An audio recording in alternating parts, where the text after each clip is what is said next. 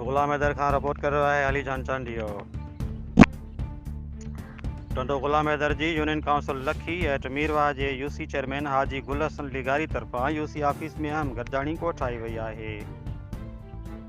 जंहिंमें UC vice chairman Mohammad Hussain Malla, general councillor Haji Goram Khan Chandio, general councillor Sajjad Chandio, general councillor Mumtaz Chang, general councillor Mehboob लिगारी, general councillor Anwar Malla ऐं UC secretary Safiullah Soomro ऐं UC अमले गॾिजाणी में शिरकत कई, जंहिंमें इतफ़ाक़ राय सां मुतफ़िक़ थी यूसी में तरक़ियाती कम जे हवाले सां गॾिजाणी कई वई। जॾहिं त हाजी गुल हसन लिगारी चयो त यूसी में तेज़ बरसातुनि सबबि घरनि में बरसाती बीठल पाणी मुकमल निकाल कराए छॾियो, जे सबबि हाणे यूसी में तरक़ियाती कम जल्द शुरू कराए यूसी जे अवाम खे जल्द रिलीफ ॾिनो वेंदो।